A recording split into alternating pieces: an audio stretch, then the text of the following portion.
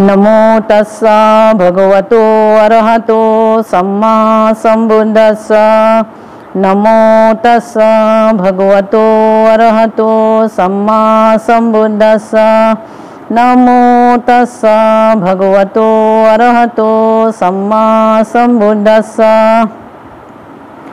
भगवान बुद्ध धम्म और सांगक तीनिबार बंदन करी सबके नमो बुद्धाय।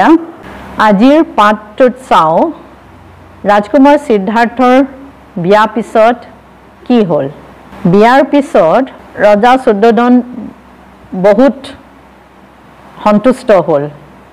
रजाय भाबिले एतिया राजकुमार सिद्धार्थए तेखेतर निचिना एदिन रजा हब।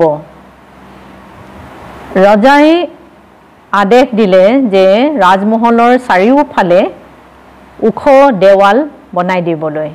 किन्तु राजकुमार सिद्धार्थए हेई उख देवालर माजत थाकी अकनो भाल पोৱা नासिल। निजके बंदी হৈ থকা যেন লাগিল। এই কাৰণে এদিন ৰজাক কলে যে তেও হেই চাৰিওফালে দেৱালৰ বাহিৰত যাব খুজিছে। বাহিৰৰ মানুহবোৰ কেনেকুৱা থাকে কেনেকা চলিছে জানিবলৈ ইচ্ছা কৰিলে। তেতিয়া ৰজাই কলে ঠিক আছে তাৰ আগত অকমান সময় দিব কলে। ৰজাই মানুহবোৰক কলে যে গোটেই চহৰটো সজাই দিবলৈ আৰু যিমান বেমাৰী মানুহ বুঢ়া মানুহ সবকে ৰাস্তালৈ ওলাই আহিবলৈ মানা কৰিলে আৰু সিহঁতৰ কাৰণে বেলেগে ঠাই বনাই দিলে। তাৰ পিছত এদিন ৰাজকুমাৰ সিদ্ধাৰ্থ নিজৰ ৰথ লৈ আৰু ৰথী ছান্নাৰ লগত চহৰ চাবলৈ গ'ল। দেখিলে যে চহৰখন বহুত ধুনীয়াকে সজাই থোৱা আছে। মানুহবোৰে সবেই বহুত ফূৰ্তি কৰি আছে। সেইটো চাই থাকোঁতে হঠাৎ ৰাজকুমাৰ সিদ্ধাৰ্থই দেখিলে যে এটা জুপুৰি ঘৰৰ পৰা এজন বুঢ়া মানুহ এটাই ওলাই আহিছে। মানুহজনৰ চুলি বগা। এই মানুহজনৰ মুখৰ ছালবোৰ শুকান আৰু হুতুৰা হুতুৰ পৰা নিজৰ দাঁতবোৰ নাই আৰু একেবাৰে কুজা আৰু খোজ কাঢ়োতে বহুত কষ্টৰে কপি কপি এটা লাঠি লৈ খোজ কাঢ়িছে আৰু মানুহৰ পৰা ভিক্ষা খুজিছে। সেই বুঢ়াজনক দেখি সিদ্ধাৰ্থয়ে থতমত খাই গ'ল আৰু ৰাজকুমাৰ সিদ্ধাৰ্থয়ে ছান্নাক সুধিলে এইজন কোন হয়, তাৰ চুলিবোৰ কিয় ইমান বগা আমাৰ নিচিনা কলা নহয়, তাৰ দাঁতবোৰ এটাও নাই যে আৰু কেলে ইমান কঁপিছে, ই খোজকাঢ়িব পৰা নাই, ই লাঠি লৈ খোজকাঢ়িছে যে আৰু ইমান পূজা কেলে। তেতিয়া ছান্নাই ক'লে যে সেইজন এজন বুঢ়া মানুহ আৰু সি তেনেকুৱা জন্ম হোৱা নাছিল।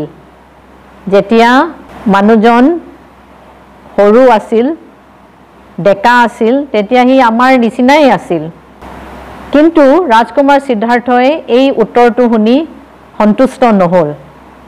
ছান্নাই আকৌ ক'লে যে মানুহ যদি বুঢ়া মানুহজনৰ বয়সৰলৈকে থাকে সবেই তেনেকুৱা হ'ব লাগিব।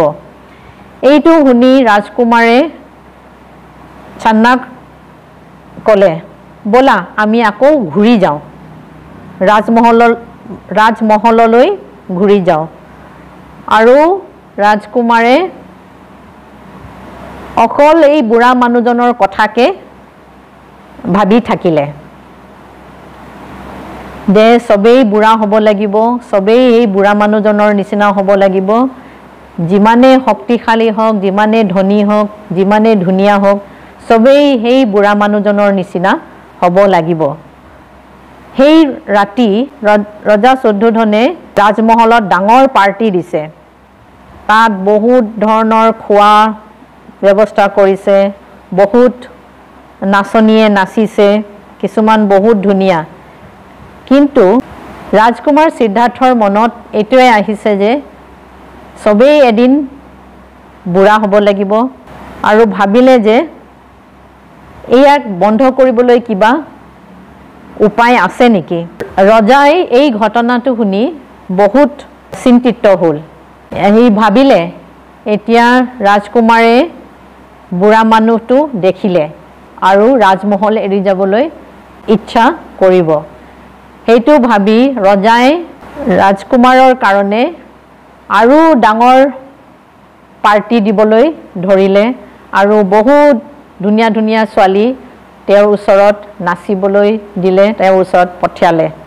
কিন্তু ৰাজকুমাৰে অকণো সন্তুষ্ট হোৱা নাছিলে আৰু ৰজাক ক'লে যে তেওঁ আৰু এদিন চহৰ ফুৰিবলৈ ইচ্ছা কৰিছে কিন্তু এইবাৰ মানুহবিলাকক খবৰ দিব নালাগে ইয়াতে আমি এটো পাঠ সামৰিছো সাধু সাধু সাধু